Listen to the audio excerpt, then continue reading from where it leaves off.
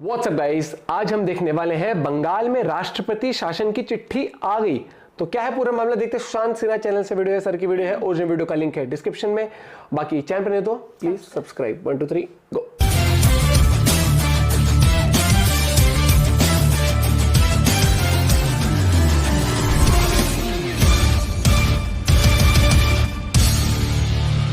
सत्य। नमस्कार, बहुत स्वागत है आप सभी का। मैं हूं सुशांत सिन्हा। बंगाल में राष्ट्रपति शासन लगने जा रहा है। क्या बंगाल के अंदर राष्ट्रपति शासन लगाने की सिफारिश कर दी गई है, चिट्ठी भेज दी गई है गृह मंत्री को, राष्ट्रपति को? क्या ममता बनर्जी की सरकार जाने वाली है, ये तय मानकर चलिए? ऐसे कई प्रश्न हैं जो इस वक्त खड़े हो रहे हैं और आज इस वीडियो में आपको विस्तार से बताऊंगा कि बंगाल में राष्ट्रपति शासन को लेकर क्या इस वक्त का अपडेट है, कौन कह रहा है कि वहां पर राष्ट्रपति शासन लगने ही वाला है, वहां पर ममता बनर्जी कैसे अकेली पड़ गई हैं अपनी पार्टी के अंदर ही, ये क्यों कहा जा रहा है, वहां जमीनी हालात क्या हैं, पब्लिक क्या कर रही है, कह रही है, और क्या नरेंद्र मोदी राष्ट्रपति शासन लगाएंगे, उसको लेकर क्या टेक्निकल ग्राउंड्स हैं, आज इस वीडियो में सब कुछ आपको बताने वाला हूं। लेकिन सबसे पहले शुरुआत करते हैं बंगाल के गवर्नर के कुछ महत्वपूर्ण बयानों के साथ। सुनिए जरा बंगाल के गवर्नर क्या कह रहे हैं, फिर आपको आगे की बात बताता हूं। Is not a place safe for women. No, Bengal has failed its women, not Bengal society. The present government of Bengal, they are scared. They are scared of gundas. This has been created by a government which is insensitive to this issue. We take pride in the fact, yatra naryastu pujyanti, ramante tatra devata. Where women are honored, there the gods rejoice. But unfortunately, in Bengal, the government has ensured that women have no protection. See, my communication with the Home Minister and the Union Ministers, I do not want to discuss the details in public. I'll do my duty. My only message to my sisters of Bengalis, the best is yet to be. यानी बंगाल के governor बहुत महत्वपूर्ण बातें कह रहे हैं। बंगाल में law and order खत्म हो गया है, बंगाल में महिलाएं सुरक्षित नहीं है, बंगाल की सरकार फेल हो चुकी है। तो ये भी कह रहे हैं कि गृह मंत्री और बाकी मंत्रियों से मेरी क्या चर्चा हुई है मैं ये कह नहीं सकता, लेकिन इसका मतलब ये है कि चर्चा हुई है। और आखिर में वो ये कहते हैं कि बंगाल में बेस्ट आना अभी बाकी है। क्या ये संकेत है बंगाल की महिलाओं के लिए कि वहां पर उन्हें सुरक्षा देने के लिए राष्ट्रपति शासन लगने वाला है? क्योंकि राष्ट्रपति शासन की सिफारिश राज्य का गवर्नर करता है और गवर्नर ही अगर कह रहे हैं कि वहां पर कानून व्यवस्था ध्वस्त हो चुकी है, बिल्कुल तो फिर राष्ट्रपति शासन लगने का सबसे परफेक्ट ग्राउंड। लेकिन क्या नरेंद्र मोदी सरकार ऐसा करेगी और क्या कर रही है, इस पर आने से पहले आपको बताता हूं कि किसने ऑलरेडी घोषणा कर दी है कि राष्ट्रपति शासन लगने वाला है। और वो घोषणा की है जागो बांग्ला करके टीएमसी का एक मुखपत्र है, उसने तो ये छाप दिया है कि बंगाल में राष्ट्रपति शासन लगाने का जो प्लॉट है, मतलब उनके खिलाफ से, तो उनके हिसाब से तो ये साजिश है। तो बंगाल में राष्ट्रपति शासन लगाने की साजिश जो है वो केंद्र ने कर ली है। जागो बांग्ला का दावा है कि भाई मंडे को अमित शाह को चिट्ठी भेजी जा चुकी है, मंडे को राष्ट्रपति को चिट्ठी भेजी जा चुकी है राज्यपाल की तरफ से कि राष्ट्रपति शासन बंगाल में लगा दीजिए, सिफारिश कर दी गई। लेकिन इसकी सच्चाई क्या है, उससे पहले आप जरा बताइए, आपको लगता है राष्ट्रपति शासन लगा देना चाहिए नरेंद्र मोदी को? और अगर अभी तक नहीं लगा है तो क्यों? इस पर आपकी राय मुझे कमेंट करके बताइए। लेकिन मैं आपको जरा दिखाता हूं कि ये चिंता इनकी ऐसे नहीं है। भाई, राष्ट्रपति से राज्यपाल ने मुलाकात की है, वो दिल्ली में है, ऐसे वक्त में जब बंगाल को लेकर गंभीर प्रश्न खड़े हो रहे हैं, बंगाल में कई जो ऐसी समस्याएं हैं जो सबको दिख रही हैं, उस बीच अगर गवर्नर दिल्ली में बैठे हैं तो ये बड़ा प्रश्न हो जाता है। इसके अलावा ममता बनर्जी और बंगाल के गवर्नर की क्या केमिस्ट्री है और क्या उनके रिश्ते हैं, वो आपको इस तस्वीर में पता चल जाएगा। लेकिन सबसे बड़ा सवाल यह है कि क्या बंगाल में हालात ऐसे बन चुके हैं कि वहां पर राष्ट्रपति शासन लग जाए, प्रेसिडेंट रूल लग जाए, और नरेंद्र मोदी सरकार सोच क्या रही? इन दोनों के बारे में मैं आपको बताना चाहता हूं। सबसे पहले हालात पे बात करते हैं। भाई, गवर्नर को आपने सुना, वो तो कह ही रहे हैं कि लॉ एंड ऑर्डर फेल हो गया। तो इससे बड़ा स्टेटमेंट क्या हो सकता है कि गवर्नर कह रहा है लॉ एंड ऑर्डर फेल हो गया और महिलाएं सुरक्षित नहीं है, राज्य सरकार फेल हो गई। फिर भी अभी जो स्थिति है वो आपको बताता हूं कि अभी की का अपडेट जो इस पूरे मामले में है वो ये है कि वहां पर कोलकाता में सीबीआई जो है वो एक्स आरजी करके प्रिंसिपल से छठे दिन पूछताछ कर रही है। डॉक्टर्स का प्रोटेस्ट अभी भी चल रहा है, यानी वहां स्वास्थ्य सेवाएं अभी भी प्रभावित हो रही हैं। जो कोलकाता में आरजी कर मेडिकल कॉलेज का पहले प्रिंसिपल था, जिसको बाद में दूसरी जगह प्रिंसिपल बना दिया गया, जिसपे हाई कोर्ट, सुप्रीम कोर्ट सब ने प्रश्न खड़े किए, संदीप घोष, वो आज सीबीआई के दफ्तर फिर से पहुंचा था पूछताछ के लिए। उससे लगातार पूछताछ हो रही है और कहा यहां तक जा रहा है कि अब संदीप घोष का पॉलीग्राफ टेस्ट भी सीबीआई करा सकती है, ताकि पता चल सके कि जो वो कह रहा है और जो हुआ है वो दोनों मैच होते हैं या नहीं, वो सच बताता है कि नहीं। इस बीच बंगाल में सीआईएसएफ की टीम पहुंच गई है। आपको याद होगा सुप्रीम कोर्ट ने कह दिया था कि भाई आरजी कर हॉस्पिटल में सीआईएसएफ जो है वो जिम्मेदारी संभाले कानून सुरक्षा व्यवस्था की, यानी खुद ही सुप्रीम कोर्ट तक मान चुका है कि भाई इनसे नहीं होने वाला। तभी तो सीआईएसएफ को वहां पर तैनात किया जा रहा है कि भाई लोगों में थोड़ी अश्योरिटी आए कि हम सेफ हैं। तो वहां पर लॉ एंड ऑर्डर की स्थिति क्या है उसकी तस्वीर सामने आ रही है। आरजी कर अस्पताल में जो हॉस्टल्स हैं उसके, वहां पर अब छात्र रहना नहीं चाहते थे। ये द हिंदू की रिपोर्ट है कि वहां पर जो हॉस्टल है वो वीरान पड़ गए हैं। वहां छात्र कह रहे हैं कि भैया हमको सुरक्षा महसूस नहीं होती। बंगाल नहीं जाना चाहते, वहां पर जो तोड़फोड़ हुई उसके बाद तो एमबीबीएस स्टूडेंट्स कह रहे हैं कि मेरे दिल में डर बैठ गया। तो बंगाल में मोटे तौर पर अगर आप देखेंगे तो कानून व्यवस्था की धज्जियां उड़ने और उसको लेकर अविश्वास की स्थिति जो है वो चारों तरफ नजर आ रही। तो ये परफेक्ट ग्राउंड है कि किसी राज्य में अगर कानून व्यवस्था ध्वस्त हो गई, इसका हवाला देंगे। पर मोदी ऐसा करेंगे कि नहीं, आता हूं। अब देखिए कि ममता बनर्जी कैसे अलग थलग पड़ गई हैं। कई मीडिया रिपोर्ट्स का दावा है कि अच्छा ममता बनर्जी पर आऊं उससे पहले आप देखिए कि कैसे कैसे प्रोटेस्ट हो रहे हैं। ऐसी तस्वीर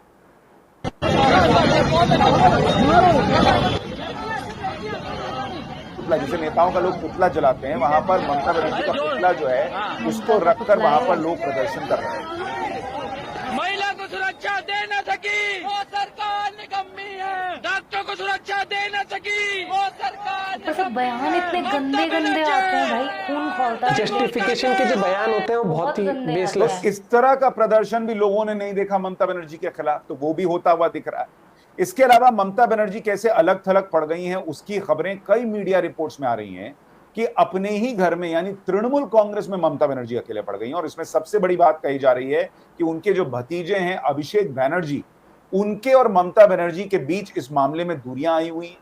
ममता बनर्जी के लिए कहा जाता है कि वो अभिषेक बनर्जी को साथ रखना भी चाहती हैं, लेकिन नंबर 2 की पोजीशन पे देखना भी नहीं चाहती, आरोप लगता है। और अभिषेक बनर्जी ये चाहते हैं कि शायद वो आगे बढ़ें और जिम्मेदारी वो संभाल लें।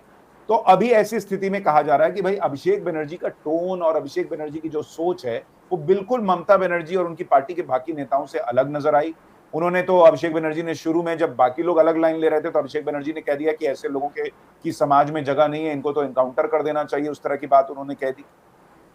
अभिषेक बनर्जी के जो समर्थक हैं, मीडिया रिपोर्ट्स का दावा है कि उन्होंने सोशल मीडिया पे लिख दिया कि सोमेयर डीए के सेनापति पोथ देखक, यानी ये समय की मांग है कि जनरल रास्ता दिखाएं। सेनापति का शब्द का इस्तेमाल अभिषेक बनर्जी के लिए किया गया, ये इंडियन एक्सप्रेस की रिपोर्ट जो है वो दावा कर रही है। इसके अलावा अभिषेक के करीबी नेताओं का मानना है कि घोष को दोबारा नियुक्त करने में आवाज की कमी और भीड़ को रोकने में विफलता ऐसी गलतियां थी जो पूरी तरह से अनावश्यक थी, इसको टाला जा सकता था। यानी अभिषेक बनर्जी इस बात से भी नाराज है कि आरजी कर का जो प्रिंसिपल हटाया गया उसको दोबारा क्यों मलाई पोस्टिंग दी गई और इतनी जल्दी दी गई। अभी तक उसमें दूसरा, पार्टी के कई सांसद हैं जैसे सुखेंदु शेखर रॉय जो राज्यसभा सदस्य हैं, वो विरोध कर रहे हैं ममता बनर्जी का और उनकी सरकार का। शांतनु सेन ने तल्ख टिप्पणी कर दी तो उनको प्रवक्ता पद से हटा दिया गया। यानी ममता बनर्जी का जो अगर आप पॉलिटिकली कहिएगा तो ये लोएस्ट पे चल रही है वो सरकार में आने के बाद।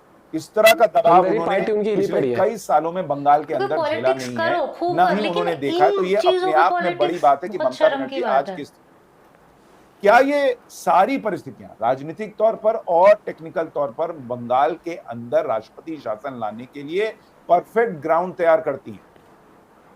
मैं आपको अब बताता हूं कि राष्ट्रपति शासन लगता कैसे है, जरा इसको समझिए और नरेंद्र मोदी का ट्रैक रिकॉर्ड क्या कहता है। भाई सबसे बड़ी बात पहला तो कि अगर कानून व्यवस्था जो है वो केंद्र अपने हाथ में या तो ले सकता है या राष्ट्रपति शासन लगा सकता है। आर्टिकल 355 कहता है कि केंद्र सरकार बाहरी आक्रमण और आंतरिक अशांति से किसी भी राज्य की रक्षा के लिए कानून व्यवस्था अपने हाथ में ले सकती है। तो आर्टिकल 355 तो नहीं लग सकता क्योंकि बाहरी कोई आक्रमण तो नहीं है। अब आर्टिकल 356, इसमें राष्ट्रपति शासन लगाने की बात कही गई है जब विधानसभा में कोई भी दल बहुमत सिद्ध न कर सके।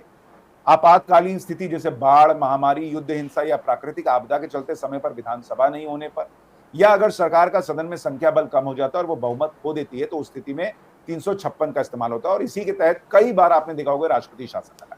लेकिन एक आर्टिकल 365 भी है हमारे संविधान, जो ये कहता है कि जब किसी राज्य में कानून व्यवस्था पूरी तरह से फेल हो जाए तो राष्ट्रपति अपनी पावर का इस्तेमाल करके वहां राष्ट्रपति शासन लगा सकते हैं। तो अभी जो मैंने आपको शुरू में जो राज्यपाल का बयान सुनाया था, उसमें वही साफ साफ कह रहे कानून हैं कि भाई व्यवस्था यहाँ पर महिलाएं सुरक्षित नहीं है, लॉ एंड ऑर्डर फेल है। उस आधार पर तो भाई राज्यपाल सिफारिश करते हैं और राष्ट्रपति शासन लगता है। तो ये तो बेसिक ग्राउंड में आपको एक बार फिर से राज्यपाल का छोटा सा हिस्सा बयान 365 वाला फिर आगे बताता हूँ कि नरेंद्र मोदी सरकार क्या सोच रही है। Is not a place safe for women. Bengal has failed its women. Failed. Not Bengal society. The present government of Bengal. They are The scared. present government of Bengal. They are scared of gundas. हाँ. This has been created by a government which is insensitive to this issue. We take pride in the fact. तो ये बंगाल के governor कह रहे हैं कि महिलाएं सुरक्षित नहीं है और सरकार ने महिलाओं को फेल कर दिया है, यानी कानून व्यवस्था वहां पर उचित नहीं है, ये साफ साफ वो कह रहे हैं। अब टेक्निकल ग्राउंड्स पर अगर आए कि और क्या क्या हो सकता है, जरा अगर आप इसको देखिए भाई, एक प्रावधान ये भी है कि केंद्र सरकार किसी नागरिक अशांति जैसे कि दंगे जिनसे निपटने में राज्य सरकार विफल रही हो की दशा में किसी राज्य सरकार पर अपना अधिकार स्थापित करने में सक्षम बनाता है, ऐसा भी कानून का प्रावधान है। और इस बात का भी उल्लेख है कि राष्ट्रपति शासन अगर लगा दिया तो 2 महीने के अंदर संसद के दोनों सदनों में इसका अनुमोदन कराना होता है, यानी उसको वहां से पास कराना होता है। तो नरेंद्र मोदी के लिए एक चुनौती ये भी है कि अभी ये वो सरकार नहीं है नरेंद्र मोदी की जो राज्यसभा और लोकसभा में कंफर्टेबल मेजॉरिटी में बैठी। लोकसभा में भी कुछ सीटें कम है, वहां भी सहयोगियों की जरूरत है, राज्यसभा में भी सहयोगियों की जरूरत है। और तब सोचिए बंगाल में कैसी कैसी घटनाएं हुई जब नरेंद्र मोदी सरकार लोकसभा में क्लियर मेजॉरिटी में थी, तब भी राष्ट्रपति शासन नहीं लगा। अगर अब लगता है तो वहां नरेंद्र मोदी सरकार संभवतः हो सकता है अपने सहयोगियों का मन टटोल रही हो कि भाई वहां पर 2 महीने बाद ऐसा ना हो कि वहां पर छीछा लेदर हो जाए कि भाई ये क्या कर दिया। लेकिन अगर आप राजनीति के लिहाज से देखेंगे तो बंगाल में राष्ट्रपति शासन लगना चाहिए, ये लोग भी मान रहे हैं। कांग्रेस पार्टी केंद्र में हंगामा करेगी आप मान के चलिए, लेकिन राज्य में उसको ये सूट करता है कि वहां पर टीएमसी कमजोर हो और कांग्रेस जो है उठे, इसलिए अधीर रंजन चौधरी वहां हंगामा कर रहे हैं, राहुल गांधी यहां भले चुप रहने की रणनीति अपनाते हो। और अगर आप ये भी देखेंगे भी है कि और अपना फायदा ये तो मान के चलिए कि राष्ट्रपति शासन लगेगा तो हंगामा पूरा होगा, इसमें कोई दो राय नहीं। जब केजरीवाल को जेल भेजने पे जो कांग्रेस पार्टी खुद शराब घोटाले का मामला लेकर आई, वो नरेंद्र मोदी के विरोध के नाम पर केजरीवाल को जेल भेजने पर हंगामा कर सकती है। तो बंगाल में राष्ट्रपति शासन लगेगा तो हंगामा तो होगा, लेकिन क्या नरेंद्र मोदी सरकार इन हंगामों की वजह से बंगाल में अगर लॉ एंड ऑर्डर फेल होने की बातें हो रही हैं, सुप्रीम कोर्ट हाई कोर्ट की टिप्पणियां होने के बावजूद राष्ट्रपति शासन नहीं लगाएगी, ये उचित हो सकता है क्या? ये प्रश्न भी पूछा जाए। लेकिन ट्रैक रिकॉर्ड क्या कहता है, किस प्रधानमंत्री के कार्यकाल में कितनी बार राष्ट्रपति शासन लगा? आप देखिए नरेंद्र मोदी का ट्रैक रिकॉर्ड कहता है कि वो बहुत ज्यादा राष्ट्रपति शासन के लिए के फेवर में रहते नहीं है। जैसे अगर आप जवाहरलाल नेहरू को देखिए, उनके कार्यकाल में देश में अलग अलग जगहों पर 7 बार राष्ट्रपति शासन, लाल बहादुर शास्त्री के समय 1 बार, इंदिरा गांधी जी ने तो एकदम धुआं धप्पड़ कर दिया था, 51 टाइम्स राष्ट्रपति शासन लगा इंदिरा गांधी के समय। मोरारजी देसाई के समय 17 बार, चौधरी चरण सिंह के समय 4 बार, इसके अलावा राजीव गांधी के समय 6 बार राष्ट्रपति शासन लगा, वीपी सिंह के समय 2 बार, चंद्रशेखर 5, पीवी नरसिम्हा राव के समय 11 बार राष्ट्रपति शासन लगा, अटल बिहारी वाजपेयी के समय 5 बार, एचडी देवेगौड़ा कम समय के लिए थे फिर भी 1 बार राष्ट्रपति शासन लग गया, आईके गुजराल तो 1 बार भी नहीं लगा, मनमोहन सिंह के समय 12 बार राष्ट्रपति शासन लगा और नरेंद्र मोदी के 10 साल में अब तक 9 बार राष्ट्रपति शासन लगा है। लेकिन उससे भी महत्वपूर्ण बात यह है कि नरेंद्र मोदी के इन 10 सालों में 9 बार जो राष्ट्रपति शासन लगा उसमें कानून व्यवस्था जो है वो ध्वस्त हो चुकी है। इसका हवाला देते हुए राष्ट्रपति शासन 1 बार भी नहीं लगा। राज्य में संवैधानिक संकट है इसलिए लग गया है, 356 का इस्तेमाल हुआ है, लेकिन कानून व्यवस्था ध्वस्त हो गई है, तो इसलिए राष्ट्रपति शासन लगे। ये 1 बार भी अभी नरेंद्र मोदी के कार्यकाल में नहीं हुआ है। तो क्या ये नया इतिहास नरेंद्र मोदी सरकार रचेगी बंगाल की क्योंकि स्थिति जो को वहाँ देखते हुए? प्रोटेस्ट आपको कर क्या रहे हैं लगता ना है उनकी जरूर बताइए, सेफ्टी भी लेकिन मैं बहुत आपको ये जरूरी बता है। देता हूं कोर्ट ने भी तो कि बोला था इससे पहले कि उन्हें नरेंद्र मोदी परेशान ना सरकार की किया 2 जाए। बार फजीहत भी हुई। आपको याद होगा, एक बार अरुणाचल में इन्होंने राष्ट्रपति शासन लगाया, सुप्रीम कोर्ट ने पलट दिया मामला, और उत्तराखंड में मोदी सरकार ने राष्ट्रपति शासन लगाया था, वहां पर भी कोर्ट ने फैसला पलट दिया था। तो फजीहत हो चुकी है, और ऐसा नहीं कि सिर्फ इन्हीं की हुई है, कई बार कईयों की हुई है। लेकिन क्या इस बार इस बात को भी सोच के चल रही होगी नरेंद्र मोदी सरकार? ये बड़ा प्रश्न है। लेकिन ममता बनर्जी तो खुद जब सत्ता में नहीं थी बंगाल में, तो जैसे हालात आज हैं इसी तरह से मिलते जुलते हालात पे वो राष्ट्रपति शासन की डिमांड करती थी। आप देखिए 2007 में Mamata Banerjee was demanding the use of Article 356 against the then Chief Minister Buddhadev Bhattacharya, citing events where the CM's party was terrorizing the state and using government machinery to intimidate and attack the voters. तो voters को धमकाने का, उनको एक तरह से डराने का प्रयास हो रहा है तब की राज्य सरकार द्वारा, इसलिए राष्ट्रपति शासन लग जाना चाहिए। ये ममता बनर्जी तब मानती थी जब विपक्ष में। तो आज जो ममता बनर्जी अपनी सरकार में सड़क पर उतर रही है कि न्याय मिलना चाहिए, तो वो ममता बनर्जी खुद बोलेंगे भाई यहाँ तो लोग पोस्ट पोल वायलेंस के बाद डर जाते हैं, तो यहाँ पे राष्ट्रपति शासन तो तभी लग जाना चाहिए था, अभी तो और आगे की बात हो गई। इसी तरह से आप देखिए 2007 में ही मार्च 14 का ये आर्टिकल दिखाया, state government that had no respect for women, schedule caste and schedule tribe and the minorities, इसलिए वहां राष्ट्रपति शासन लग जाना चाहिए। यानी तब लेफ्ट की सरकार थी तो ममता बनर्जी कहती थी कि महिलाओं का सम्मान नहीं है, इसलिए राष्ट्रपति शासन लग जाना चाहिए। तो भाई यही तो आज कहा जा रहा है कि महिलाओं का सम्मान नहीं है। बंगाल के गवर्नर कह रहे हैं महिला सुरक्षित नहीं है बंगाल के अंदर। तो ममता बनर्जी का जो बेस था उस हिसाब से तो बंगाल में राष्ट्रपति शासन लग जाना चाहिए। 2009 में ममता बनर्जी कह चुकी हैं कि भाई वहां पर राष्ट्रपति शासन लग जाना चाहिए। तो ममता बनर्जी जब विपक्ष में रही तो खुलकर बंगाल में राष्ट्रपति शासन लगाने की बात करती रही, तब बंगाल में लेफ्ट की सरकार थी।